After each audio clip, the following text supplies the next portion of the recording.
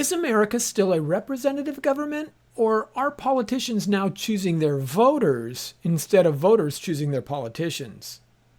Look, across the country, states are redrawing congressional maps, lawsuits are exploding, accusations of cheating are everywhere, and both political parties are suddenly defending practices they used to condemn. Republicans say they're fighting back, finally, against the Democrats. Democrats say democracy itself is under attack. But underneath all the outrage is a deeper question Christians need to wrestle with. Is gerrymandering just hardball politics, or is it morally wrong? Did the Founding Fathers expect this, and why did America reject pure democracy in the first place? Well, hi all, this is Lenny Esposito, and today we look at the tug-of-war that's been in the headlines concerning the gerrymandering of congressional districts by both Democrats and Republicans. Now today, I'm joined by political science professor Dr. Scott Waller as we unpack the history, the Constitution, the ethics, and the spiritual implications behind America's new gerrymandering war. As Christians, is this simply part of the cost of politics? Or is it a race to the bottom where principles are jettisoned in the name of beating a political enemy? And how should Christians think about political power when both sides seem willing to bend principles to win?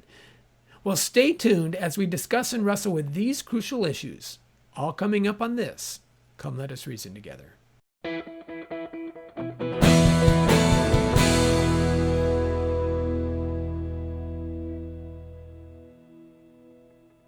Well, good day, everyone. Welcome again to another Come Let Us Reason.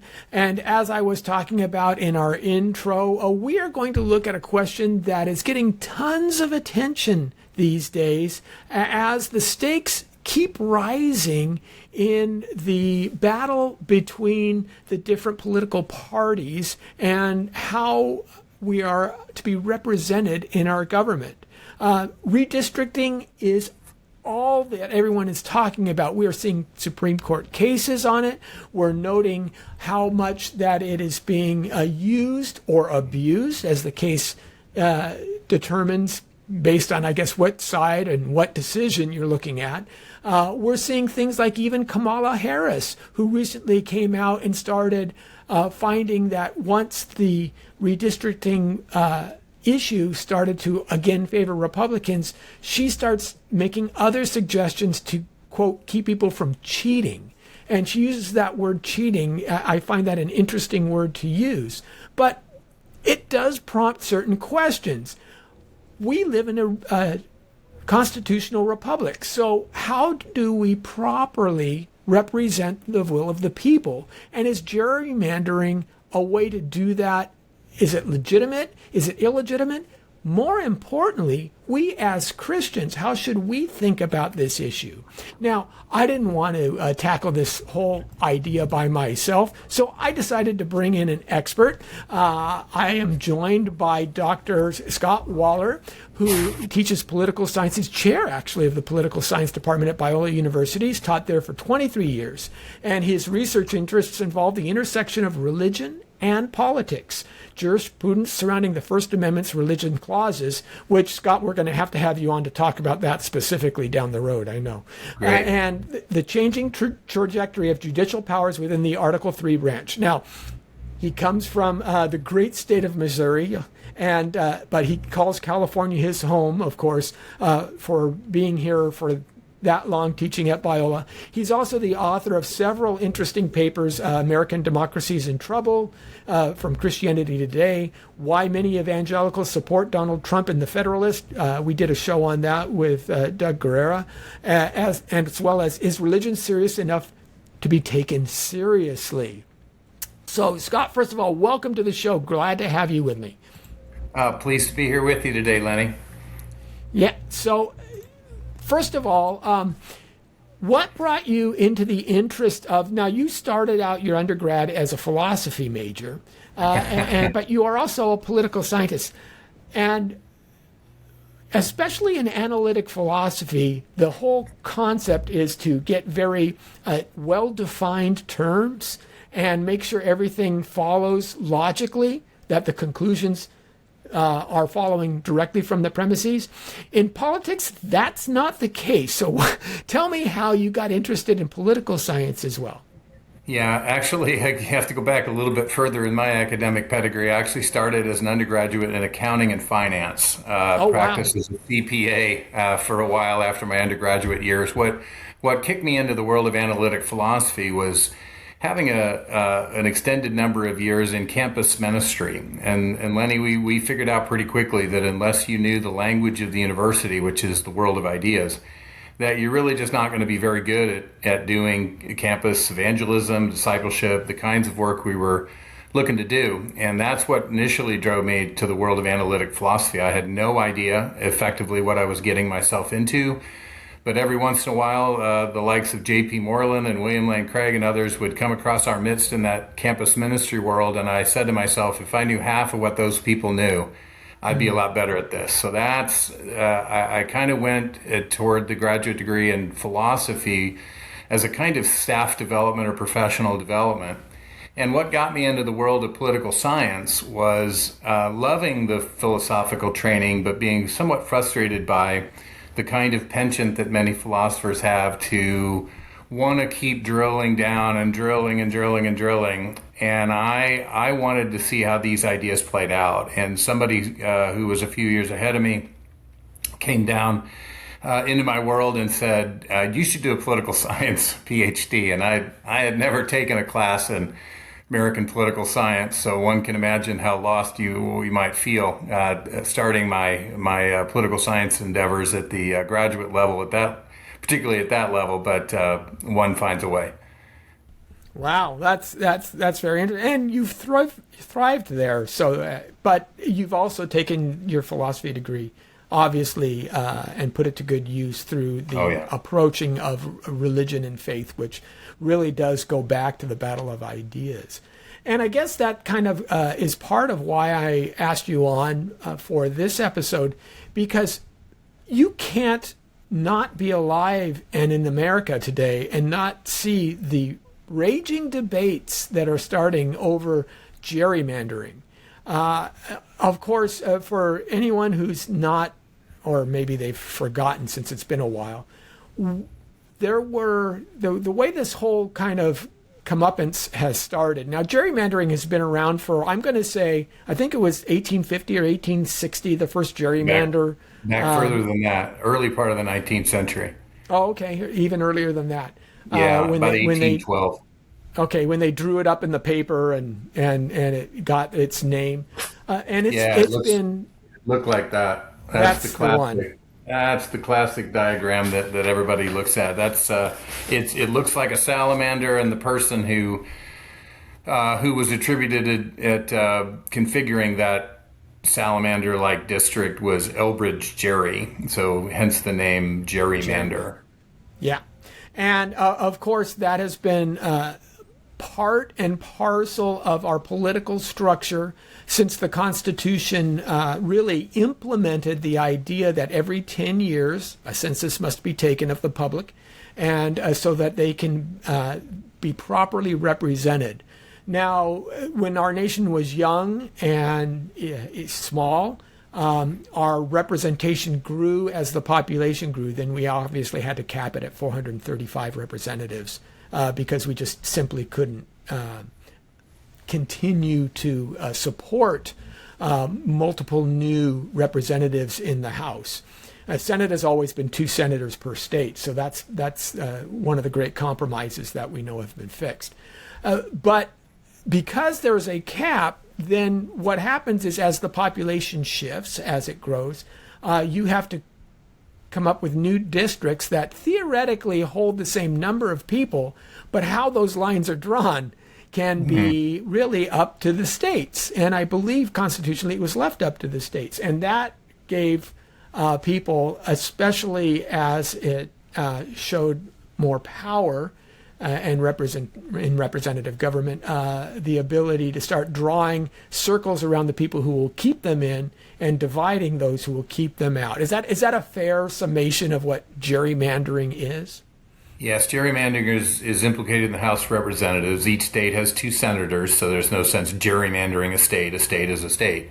But in terms of how a congressional district will be drawn is a function of every 10 years in a state legislature having that opportunity. Now, a number of states are starting to move to what they're calling independent commissions to try to take that reapportionment and redistricting out of the political sphere and purportedly put it in the hands of an independent commission. Even here in our home state of California, just until recently, it was to be determined by this independent commission.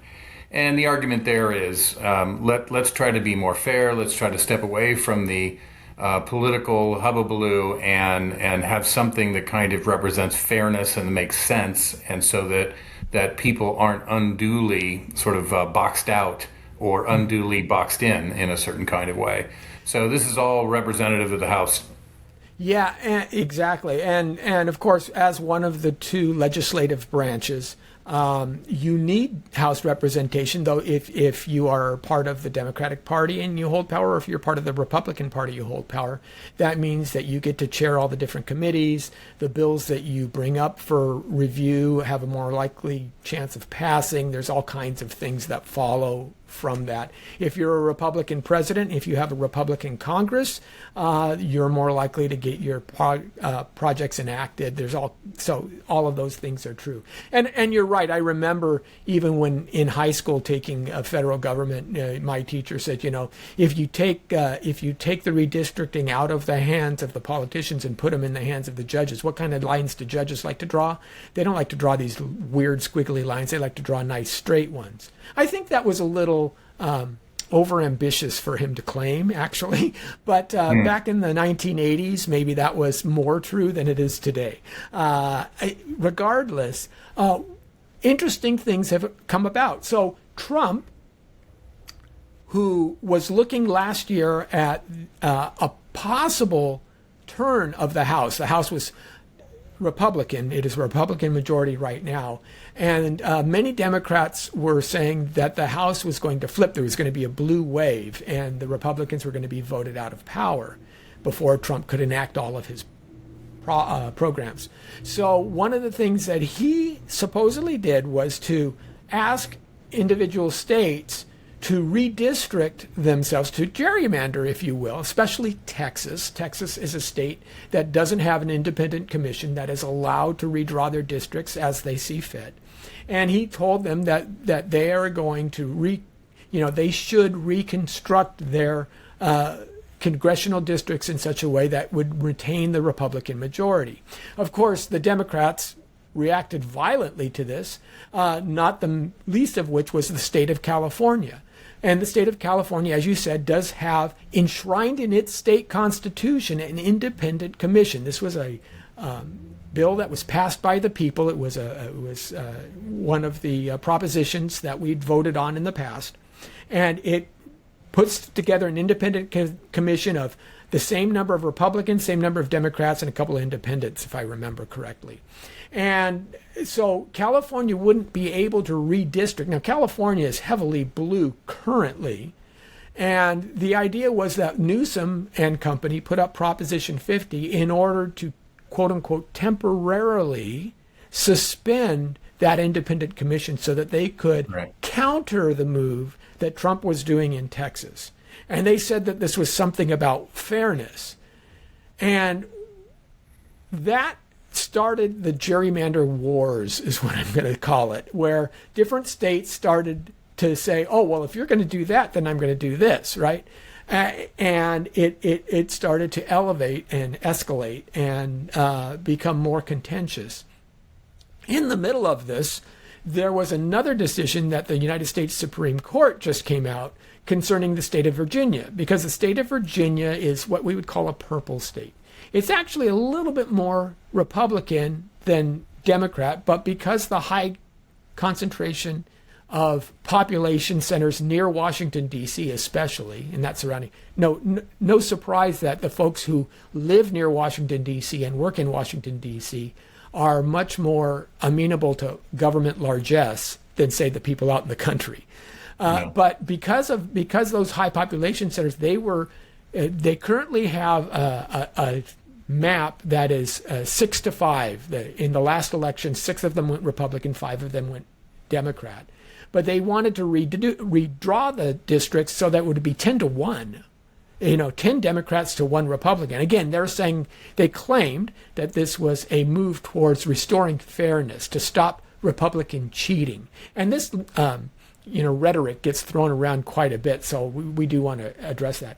But the Supreme Court just recently reviewed the case and said, no, Virginia, actually the state Supreme Court of Virginia said, no, you can't do that because state law says that you cannot do any redistricting while, especially while a election cycle is ongoing. And they said, well, it doesn't count. And they went back and forth. They sued and they countersued, asked the Supreme Court. The Supreme Court said, no, you can't do it. Anyway, the governor of Virginia, who happens to be a Democrat right now, ran on a moderate platform, but she seems to be full in for the full Democrat Party platform. She finally waved the white flag, I think, yesterday and said, well, we're going to have to keep the old districts. But this is going on and on. So here we have a push where gerrymandering used to be kind of obfuscated, saying, well, we're just trying to give representation to, say, minorities. Here we have a push that it's clearly partisan. So 2 things I have to ask you on this is, first of all, when we look at our government, does this make sense? Does this gerrymandering thing, is this really a form of representational government that either the founding fathers anticipated or didn't anticipate? And does it serve the purpose of the goals that the Constitution originally wanted us to understand in terms of a representation through population as well as representation through statehood? Yeah. Well, a couple issues. First of all, partisan gerrymandering, as we've already discussed, is it goes back to the early part of the Republic. The election of 1800 was our first sort of peaceful transfer of power, and the initial attempts to gerrymander were an attempt by the Jeffersonians or the Democratic Republicans to strengthen their stranglehold, and it was quite effective. So partisan gerrymandering has been going on for a long time. Did the founders anticipate all this? In some ways, no, Lenny. The founders and the framers of the Constitution particularly did not anticipate political parties. This issue of gerrymandering has become increasingly intransigent and more controversial, obviously because these gerrymandered districts favor one political party over another. Framers of the Constitution and the original footprint of the Constitution did not anticipate political parties. And so adjustments needed to be made mechanically to how we do elections and so forth with the advent of political parties. George Washington himself, in his famous farewell address, warned the country that nothing but danger lurked ahead if political parties came into this. So with all that, there's a lot of people who are arguing that political parties have become the engines of faction, and that this gerrymandering is simply a means to an end to institute a kind of political tyranny on the minority party.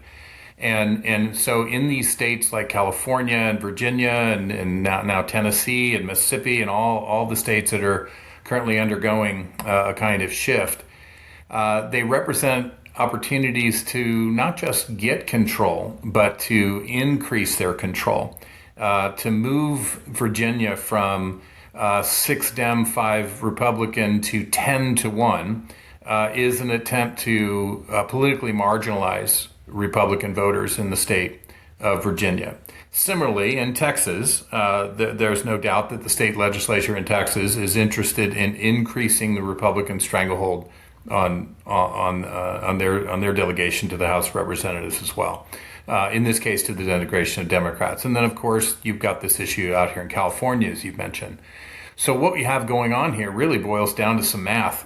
And this math becomes particularly important in an era in which we find ourselves very narrowly divided in terms of representation in the House of Representatives. There were vast amounts of time in the 20th century where the issue of gerrymandering was a kind of just something that we didn't pursue as much, and it certainly wasn't as controversial because, particularly in the House, the Democrats enjoyed a majority in the House for almost 50 years. It wasn't until 1994 that you saw a Republican House. I still remember Newt Gingrich being handed the speaker gavel, and it was almost as if I was on Mars to think that the Republicans. So when you get to a situation like we have now with a kind of polarization and narrowness, these gerrymander things become even more important. So that's why I think you're seeing the states. Donald Trump, did he initiate this? Well, I mean, some people would say, yeah, he got the folks down there in Texas to initiate, and everybody else is reactionary to that. But really, at the end of the day, another possible argument is that the Republicans are playing a catch-up game because the Democrats have done a really good job of making theirs. I was looking at the numbers. I think there are seven states in the union that have no Republican representation. Yeah, most in the Northeast. Yes, in the Northeast, New Mexico, Illinois. Illinois, and I'll tell you what. I am for our viewers. I will put up the map of Illinois, and this is this districting map of the state of Illinois is prior to these quote gerrymander wars that we're experiencing in the last year, just so you can see just how narrow and slanted these districts are. So go ahead. And that is right. So in some ways, I think what the president was doing was adjuring his Republican colleagues around the country to play a game of catch up, and then of course that's not gonna go unanswered, and then so on and so forth. Yeah, and that's a really important point because that's part of the question that we start to come into. Is all of this just simply the way the game has to be played in the 21st century? Now, I have some questions because on one hand, it feels very Machiavellian to me. It just the ends justifies the means no matter what, and which is I don't want to only ask this question from a purely political position because, as you said, this wasn't originally thought to be. Matter of fact, I remember one of the things that I learned was that in George Washington's farewell address, he gave two warnings. One was, those people in Europe are nuts, don't get involved in their wars. And that one we held on to pretty well, right? For a good 150, the Monroe Doctrine. The Atlantic Ocean really protected us. Yeah, that helped us too. But the other one we broke as soon as he left office. It just boom, Jackson versus Adams, and if people think that it's only today where the mudslinging happens, you should read what they said back then to each other. It's stunning. Dirty politics has been around since as you say, that first contested election. However, there's also an argument, as you said, yes, the Republicans are perhaps playing catch up. Is this the way to play it?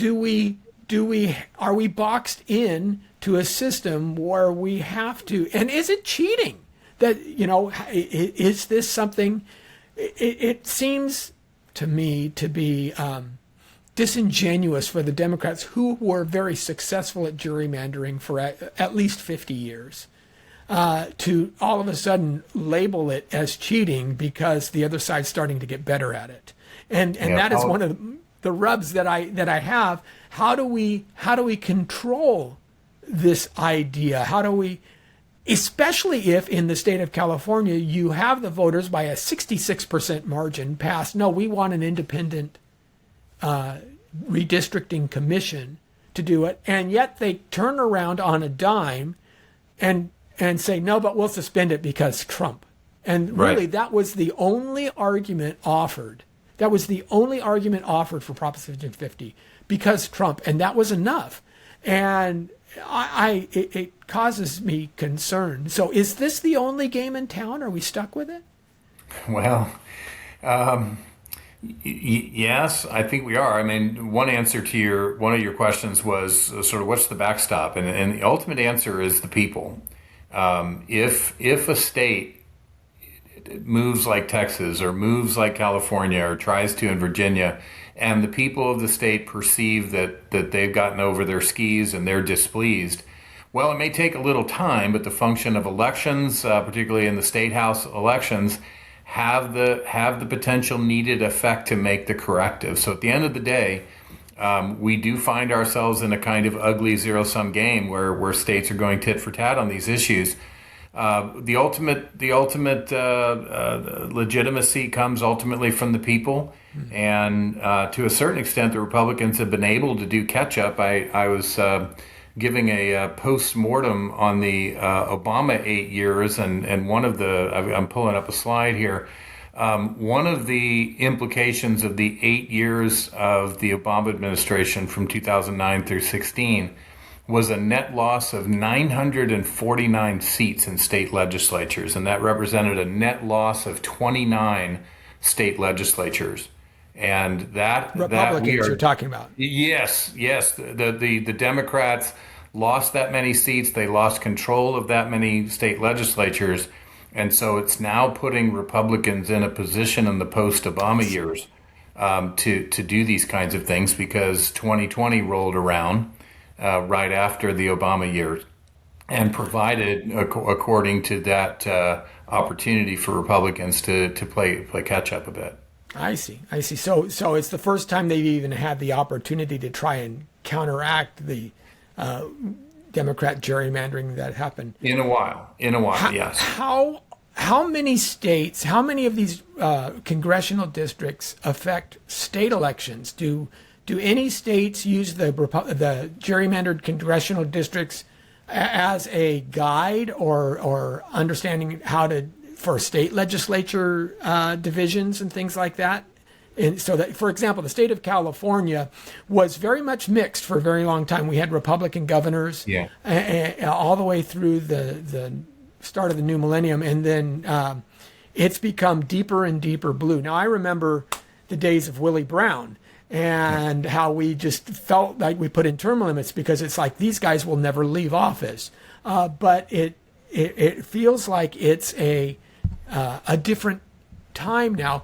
Does the congressional gerrymandering influence state level representation in any way, shape, or form? Oh, absolutely. Particularly in a heavy blue state like we have here in California, the Democrats enjoy supermajorities in both houses of the state legislature. So that provides them an opportunity to do essentially whatever they will, and the Republicans represent something little more than a kind of speed bump on the way to doing that kind of thing. So it is certainly the case both at the state and federal level that a state that has become so blue or so red has had the effect that we're seeing manifest in these federal gerrymandered districts.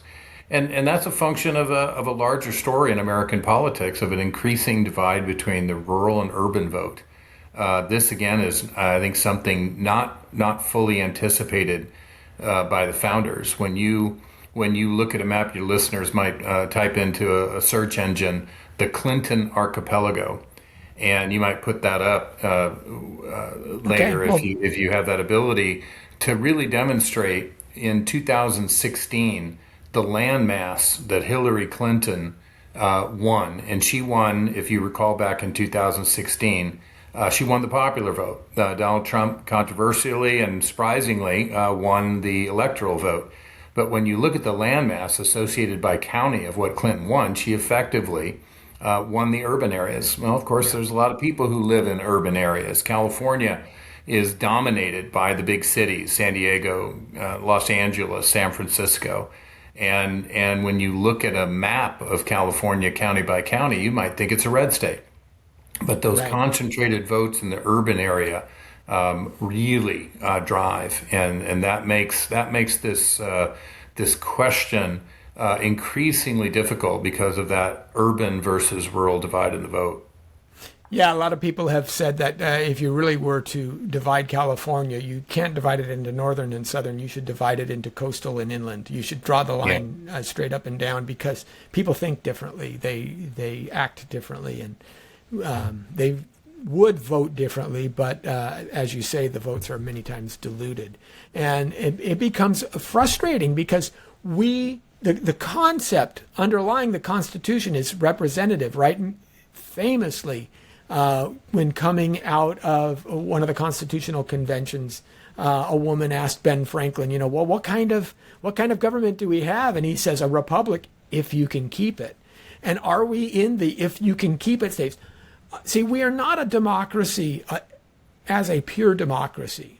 And why don't you tell me why the founders were reticent to just one person, one vote, and that's the only thing we need? What the concern was for them initially in allowing it to just fold out that way. Yeah, well, I don't know how deep in the weeds you want to get, but a couple reasons. One is that an extensive territory, even the original 13 states, represented such a large mass of land and people, even at the time. It's simply ungovernable in terms of a direct democracy. So if one wants to read and get in the little of the weeds, you'd read Federalist 10, the most famous Federalist paper out there. And in that paper, Madison argues that you would never be able to govern an extended republic, which is what he thought the key would be to solving the perennial problem of factions in society. But you'd never be able to get through it through a direct democracy. You need to have what he called a scheme of representation. And in Federalist 39, a Republican style of governance is described as a kind of political order where the power ultimately is derived from the people, but those people invest their political authority indirectly, or that they invest it in a body of representatives who represent those people, and that's more properly called a republic. So this is the original footprint of the United States. This has always been going on. What you see in this gerrymandering issue is an attempt to fiddle within that scheme of representation. Yeah. Well, I think the idea of the tyranny of the majority, that if you have a direct democracy, right, that the people who are a significant portion of the country, but not necessarily the majority of the country, would never get their themselves heard. But at the same time, and I think the founders recognized that there were different motivations for different areas. Interestingly, one of the fascinating aspects of how the United States works is as a control versus test panel. So each state has independence within itself to set its own schooling, to set its own laws. And one of the ideas is if you see the high taxes and the crushing costs that are associated with living in California as too much because a democratic government likes to impose more taxes, or perhaps you're a billionaire who started a company and they want to tax 5% of your wages, you can then take your ball and go to another state where that doesn't happen, and we can see which state becomes the most successful. We can see which policies, by comparing state to state, kind of like I said, like a scientific sampling where you could run these in different test groups. And without direct democracy, of course, we lose that. Representative government, you don't lose that as much. In fact, the idea of having a person who can research these ideas for his own constituency and have more knowledge than, say, the average voter is attractive, right? You go to a financial advisor if you say, well, which stock should I buy? It's my money and I want to buy stock and I want to make, but I'm going to pay you a little bit of this so because you're the expert and you follow these things more closely than I do. And theoretically, again, on paper, that's what your representative is supposed to do. He's supposed to be the expert on how these things would affect you. That's not necessarily how it came out because the rhetoric becomes just what will appease the voters and give me more votes. But that's the theory behind it. In a similar way, we hear about complaints of when presidential elections are around, we talk about the Electoral College, and a lot of these same complaints come up. Hillary Clinton won the popular vote. Why wasn't she elected president? We got to get rid of the Electoral College. And it's interesting, in Federalist 68, in fact, when they write on the Electoral College, one of the things that Madison says is, no, you can't entrust the average person to, they can be swayed, they can be corrupted, right? The College of Electors is a protective against political chicanery. And it's really interesting why the necessity of the Electoral College is laid out in that argument. But as you said, and I don't know how true this is, but because they didn't assume that there would only be two parties, they figured that there would be 3, 4, maybe 5 people who were nominated for president, who would none of them would get the majority vote, and then the Electoral College would be the distinguished gentleman who would then go and make the decision on behalf of the people. That's the way it was supposed to play out. Didn't turn out that way. But I do think the Electoral College does serve a function of protection as opposed to, again, direct democracy, which is not as virtuous as many believe. So what do you think on those? Well, the founders built in a number of filters on popular opinion. The Electoral College was one of them. In the old days, as you intimate, in the old days, the Electoral College could vote independently. There was a slate of electors empowered within a given state, and those slate of electors could vote quite differently than how the state voted at the popular level. So there was a kind of filter or distancing from popular whims. One could couch that in terms of a distrust of public opinion. It could be viewed as a body of enlightened statesmen who understood the issues better than the average Joe and Jane in the street, and that was the function. Now we tie the Electoral College to how the popular vote, with the exceptions of Maine and Nebraska, we tie the Electoral College votes to how the popular vote goes within a particular state in a winner-take-all. And that creates some other interesting dynamics. We could go fray talking about the Electoral College, but this issue of polarization and these increasingly dark red states and increasingly dark blue states have serious implication on the Electoral College as well. Well, and this isn't the first time our country has been so divided. Obviously, in the the antebellum period, the pre-Civil War era, and it was also along state lines, more or less, that we had at least as sharp a debates. I mean, it was the country was polarized significantly. Did these factors come into play in those lines? Were they gerrymandering folks before the Civil War? Because I can imagine there are those in the North who would like slavery, say the cotton mill guys, who, they want to keep their supplies cheap, and slavery is a way to keep the cotton less expensive than to have to pay people to harvest it.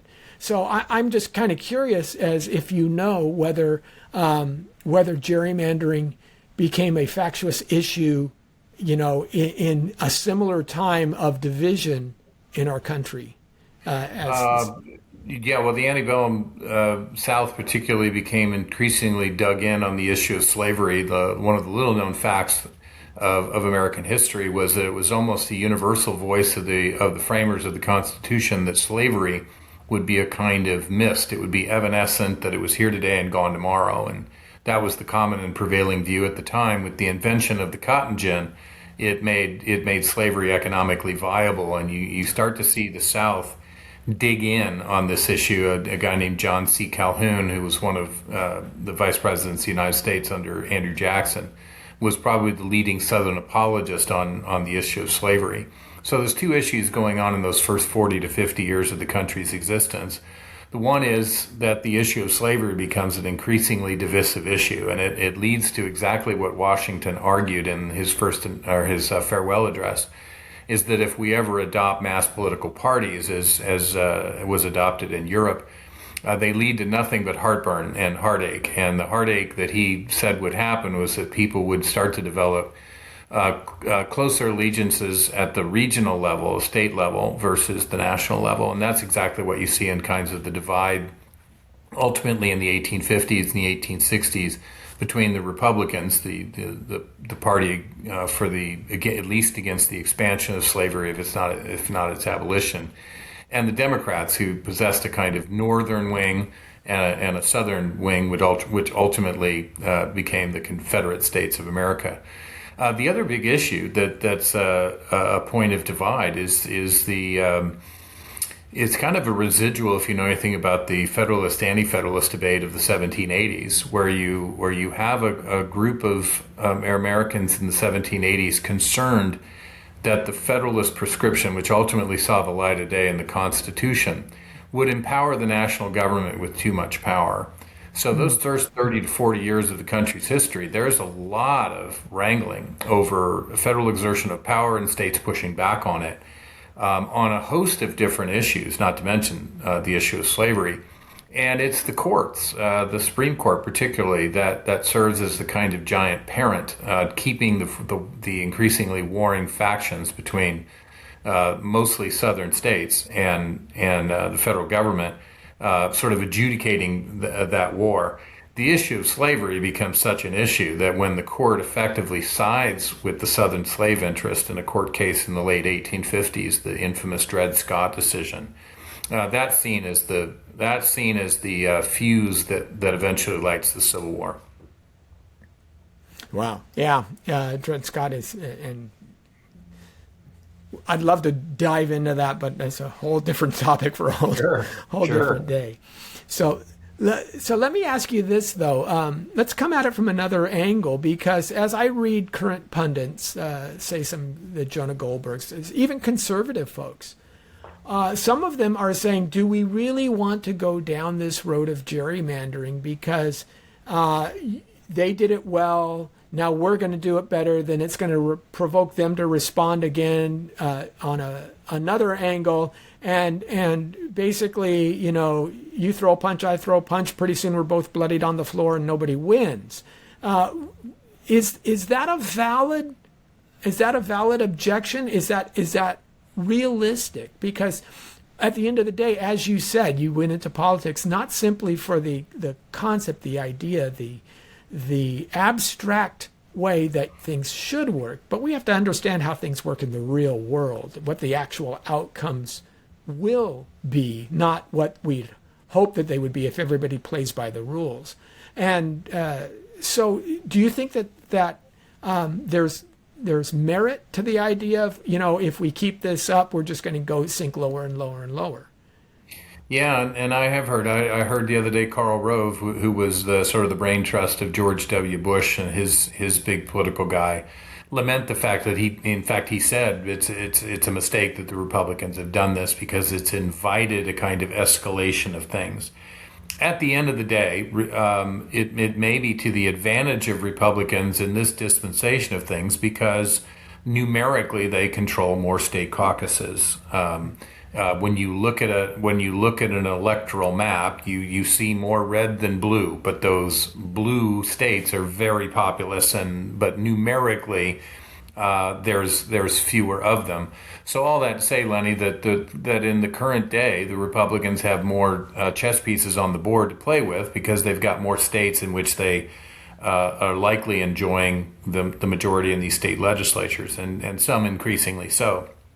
I think the warning is that today's short-term gain may be tomorrow's long-term loss. And so I think there's a kind of warning that to strike right now while you perceive the iron to be hot may benefit you in the short run, but maybe in the long run, it provides an avenue for your now political opponents who are in the minority to run roughshod over you when the tables are turned in certain areas.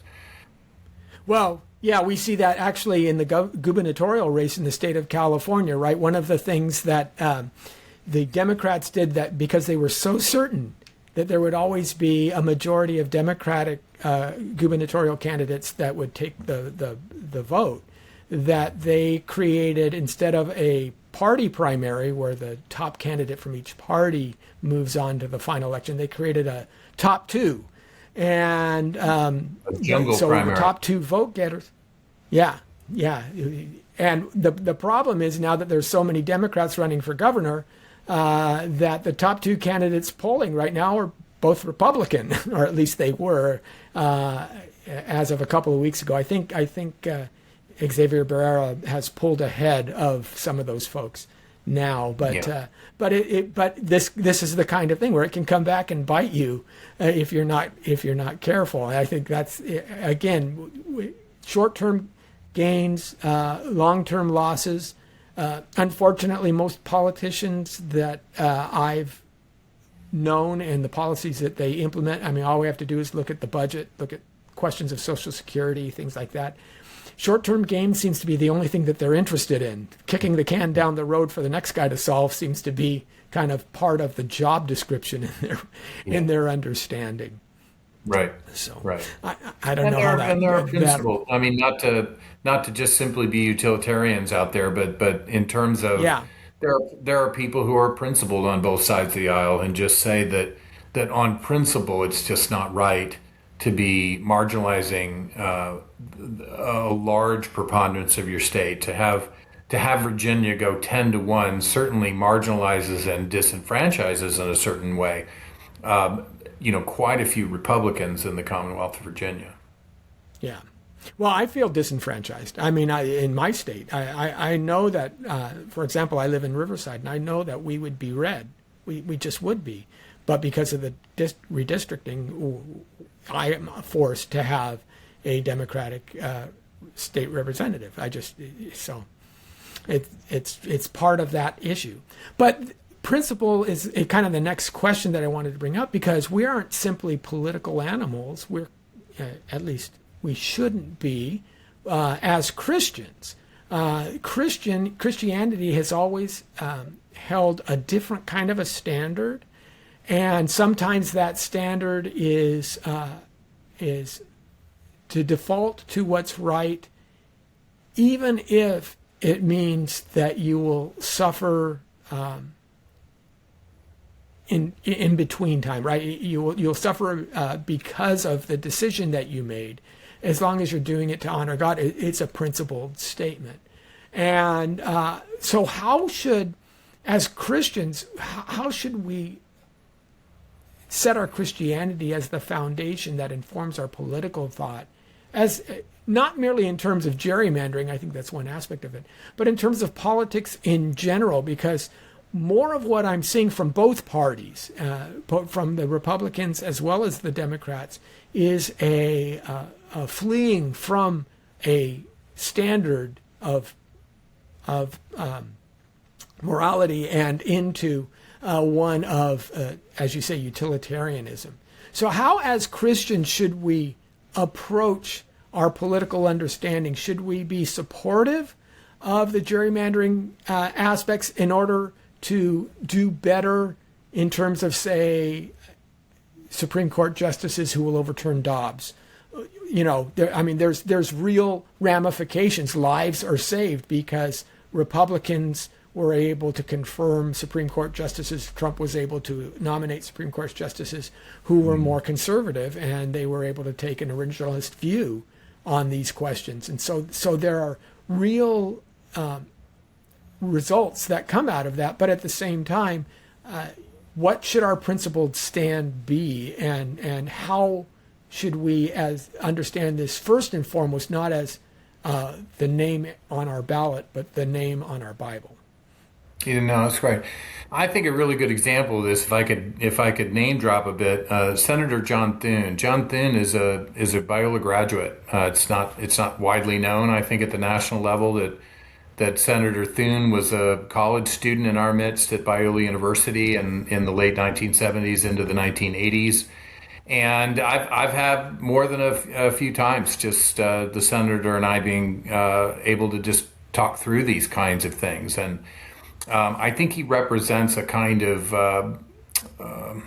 what some have called a kind of Augustinian sensibility about politics, is that we are the kind of people, from an Augustinian standpoint, that are acquainted with and have a love for the things of the city of God. but in this current instantiation, we do operate in the city of man. And the Augustinian sense about politics that I think I see Senator Thune playing out well is that while he is a man of high principle, and that means that there are just certain lines that he has told me that he will not cross, that there are certain tools in the tool chest that could be utilized that he will not utilize, because of this kind of principledness that comes from his faith and from what he thinks is moral and right. Does that give him a kind of hamstring or liability vis-a-vis his political opponents in the Senate? Absolutely, yes. But he also realizes that as he does his day-to-day work, that though he may seek to elevate what's going on in the city of man, that he shouldn't expect that the city of God should be instantiated in the city of man. In other words, politics is the realm of that which is possible, not which is the realm of perfection. So if a Christian approaches the field of politics as simply a voter or someone who seeks political office themselves and seeks to bring about a realm of perfection, that you've probably started your project off on the wrong footing to begin with. So it does come down to the fact that we are called to be different people, and that there are probably certain lines that we can't cross. But the other side of that is that there are real world implications. Elections, as we like to say, are blunt instruments. That voting principle in some cases can empower the people that you would least want to see empowered. And this oftentimes gets us in terms of voting. And you raised the issue of abortion. This is probably, in terms of scope and severity, the moral issue of our day, as slavery would have been the moral issue of a day 150 years ago. And how we think about politics vis-a-vis that issue, given its scope and severity, I think, as believers in our belief that out of Genesis 1:27 that human beings are created in God's image and deserving of life and protection, that ought to be a kind of issue that should heavily implicate how we think about the franchise and the vote. Are we accused of being single issue voters in that regard? Well, perhaps, but I might push back and say that given the scope and severity of that issue, that issue rises to a higher level of concern than tax policy or highway policy or education policy. Those are important issues, but I think that there are, like the issue of slavery, which was the moral issue of the day some 150, 200 years ago. There are things that we do need to factor in, and I think in that light we can't be totally principled, because it may empower things in a direction that may actually turn the clock back on ways that we want to see it go. Yeah, this discussion actually has been one that's been happening for a while, ever since maybe Trump stepped off the escalator. I remember people have asked in the past, because I'm not a dyed-in-the-wool MAGA guy. I see significant issues with Trump. His narcissism is legendary. I mean, he just kind of did a Nebuchadnezzar thing just the other day, putting up a big gold statue of himself and stuff like that. Anyway, but I remember thinking, like, well, who do you vote for? Who do you vote for president? Because I'm voting for the sweet meteor of death. That became a big meme on the internet. Just blow it all away, because nobody's going to stand still.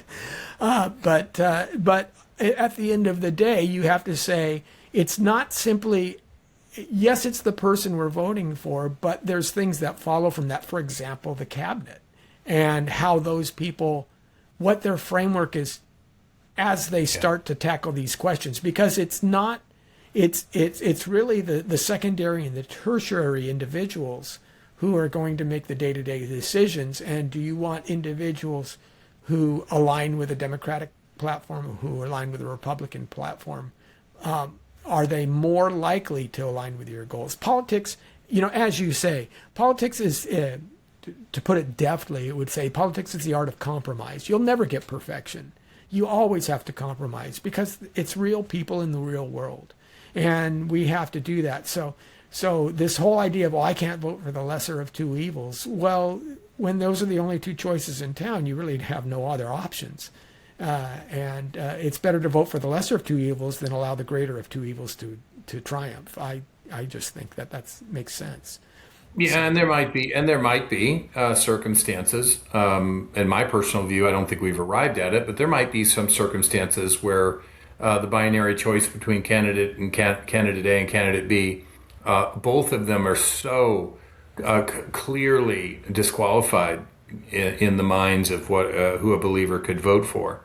That there might be some circumstances, and I think the question that we need to wrestle with as a community and a body is whether we've truly arrived at that point where the binary choice between this candidate and this candidate has risen quite to that level. Yeah, I agree with you. I don't think we're there yet. I can see us getting far, far worse in that regard. Okay, so we will watch, I guess, what happens in the 2026 election. I don't think the gerrymandering question is going to go away. One of the things that I do think, and I look back on church history in this regard, is that when the church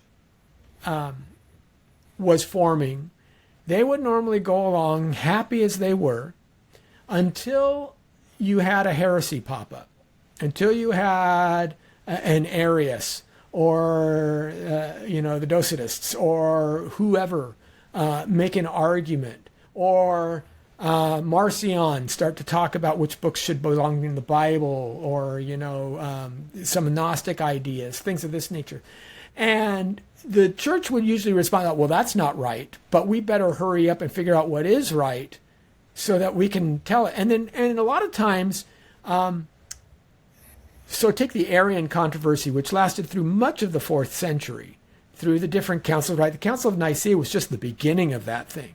And for the next 50 to 75 years, guys were arguing back and forth over it for quite a while. But the end result was, because it became such a big deal, it allowed us to really formulate an understanding of the Trinity that became much more solidified and much more clear. And it became a non-issue for the most part after that. I'm wondering if it may be the same with this issue politically, that gerrymandering will reach such a fever pitch that it almost had to do so. Because as you said, for a good 50 years in the late 20th century, everybody ignored it. But now it's front and center, it's in the spotlight, and there's going to be a whole lot of people, maybe on both sides, who say, we got to clean this up. This is just not right. This is something that we have to fix. And would we have fixed it unless it got the attention that it's getting now? So maybe that is a good outcome for this. So who knows?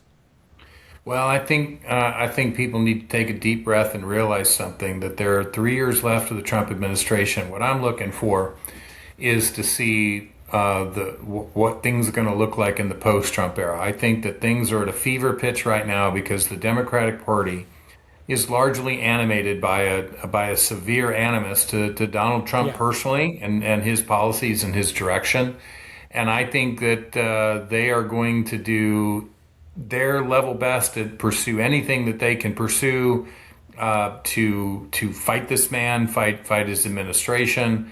I think if the Democrats control the House of Representatives come January next year, that they're going to move in very aggressive ways. One way would be an impeachment. I think articles of impeachment would be redrafted on Trump in a New York minute. I think they're going to attempt to move towards statehood for the District of Columbia and Puerto Rico. I think they're going to move towards stacking the Supreme Court. I think it's clear what they're doing. So the Republicans on the other side are viewing that as saying, okay, if that's the name of the game, then we're going to bring out all the stops as well. Yeah. And one thing we didn't mention, that the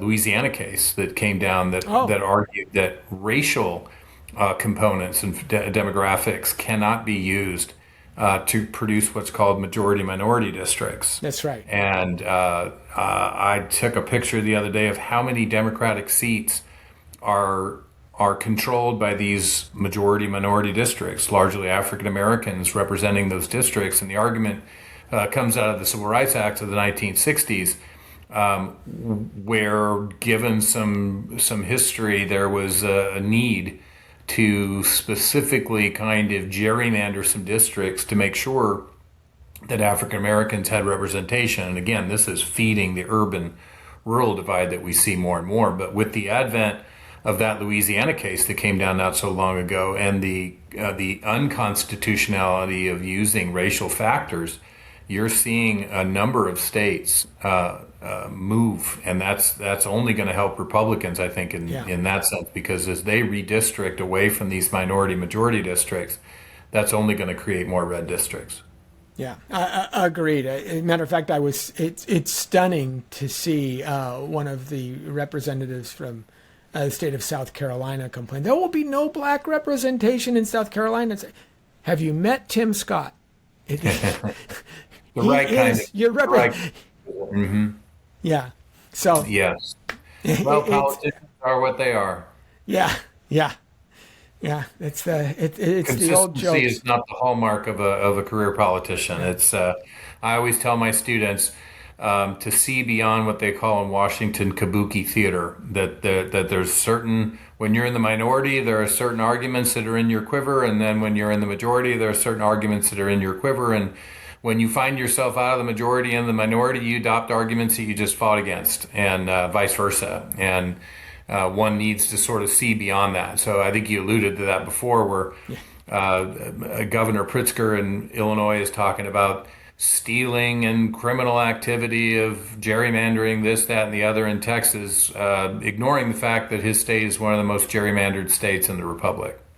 Yeah, exactly. It's the old quip. Politicians are like diapers; both should be changed often and for the same reason. So, well, yeah. Maybe we'll see term limits. Maybe the American people ultimately will vote to term limit these people. And what is your thought on term limits? Because there is a counter argument that one of the things that term limits does is robs people of those who already have years of expertise in navigating what is a very complex and deft political structure, and you really have to have a lot of experience to understand how to work your way through, especially if you want to get legislation passed. And also, it by its nature will handicap you if your committee assignments are predicated on your longevity within the House or within the Senate. So there is a counter argument that the term limits actually hurt some of your representation at the state level. What do you think about that? Yeah, it cuts both ways. I mean, in some sense, the framers did not anticipate career politicians. So the kind of common assumption was a kind of civil service that would be done for a period of time, and that there would be rapid turnover. But with a 90% plus incumbency rate in the House and an upper 80 incumbency rate in the Senate, we have this rather weird paradox in America, where when the American people are asked about Congress in general, upwards of close to 90% of them are thumbs down about the body itself. But then when you're asked about your particular senator or your representatives, it's basically 2 thumbs up, I'm sending them back. So, it would require a constitutional amendment. I mean, the Constitution's quite clear. There is no provision in the Constitution which precludes re-eligibility, is what they call it. So it would require a constitutional amendment. And usually the way we do a constitutional amendment starts in Congress. There are other ways to do it. It can start with state conventions, but every other time we've amended the Constitution, it started through Congress, which begs the question, how do you get a current group of people who have benefited from the current system to change the system not to their benefit? And don't see any big movement toward term limits being something that would start through that manner of the amendment process. Well, you threw out the numbers 90 and upper 80s. At first, I thought you were talking about the median age of the representatives, because there's a whole lot of those who are getting in that era as well. Yeah. So lastly, just as we wrap up, there's one other point I think that we haven't discussed in all of that, is the command via Romans 13 to pray for those in positions of power. Because while we're talking about the boots on the ground, the tactical stuff, the idea of how we work within the system, the city of man, there is still a God in heaven who can, the heart of the kings is in his hand, and he can move it whichever way he so desires. As Christians, I think this is our secret weapon. I think this is the thing that we don't emphasize enough, how we can band together and really pray for all members of our representative government, whether they belong to our political party or not. But God can tug on heartstrings. And so I just kind of want to leave you with some closing thoughts that you can offer in terms of, from a Christian point of view, how we understand our political role in a spiritual context. Yeah. Well, we are encouraged. There's no getting around it. It is difficult at times to have the motivation to pray for politicians who, in many cases, we could so virulently disagree with, and who seem to have such a dim opinion of us. Nevertheless, in neither of those disqualify the biblical admonition to, in fact, pray. And we should. And who knows how God might move. I'm always encouraged, Lenny, when I see a YouTube video of someone who was heading in a certain direction and God got a hold of their heart and moved them in a 180-degree difference. On the abortion issue, I'm always encouraged to see a physician who used to be an abortionist who was out there doing his or her thing, and then now has seen the light, and in many of those cases, it represents a function of a spiritual renewal. So we do need to be praying that the God who is on duty 24/7, the Hound of Heaven, will pursue these people, and that engenders me to pray for politicians who I may or may not agree with. Is that we are people of a book, and we are people who take God's command seriously. And if He calls us to pray, there's no qualification to only pray for those politicians of whom we agree. That's right. I remind people that Paul wrote Romans 13 while Nero was in power. Yeah. And he was no friend of Christians. He was rolling them in pitch and using them as nightlights for his chariot runs. Wow. So if Paul can write it during that point in time, I think we can pray in the United States. And again, God does amazing things. Sometimes it'll surprise you. Sometimes there'll be a world event that takes you in a completely different direction, but we don't know. It is all in His hands. Great. Well, thank you so much, Scott. Like I said, I will definitely want to have you back on, especially to talk about the First Amendment issues, how to practice faith in our democratic society, and what the free exercise actually entails, maybe, and how the founders understood free exercise as opposed to how it's been kind of rung through the letter to the Danbury Baptists and then twisted in the 20th century. It reminds me of taking a penny at Disneyland and you put it in the little machine, right? And you crank on it, and yeah, you get a little disc, but it's nothing like a penny anymore. And it seems like that's what the First Amendment turned into. So, yeah. So well, that would be great. Okay, love it. All right. Well, thank you so much, and appreciate your time. Oh, delightful to be with you today. Well, politics has always tempted people to believe that power is the highest good, but Christians are called to something higher. We can care deeply about policy and elections and representation, and justice without surrendering our convictions to tribal politics. And while gerrymandering, elections, and political battles matter, Scripture reminds us that the heart of the king is still in the hand of the Lord. Governments rise, parties shift. District maps may change, but Christ remains Lord. So engage thoughtfully, vote carefully, stand on principle, and pray for those in authority. And remember that our ultimate hope was never in Washington to begin with. It was always in heaven. Thanks for joining us on Come Let Us Reason.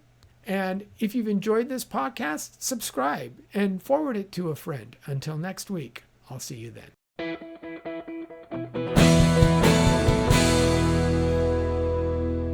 Thank you for watching this Come Reason video. I hope you enjoyed it. If if you'd like to see more videos like these, consider subscribing to our Come Reason YouTube channel by clicking on the subscribe button. And you can follow us on social media. Lastly, if you'd like to help keep these kinds of videos free, consider providing a donation by clicking on the donation button beside me. Thank you.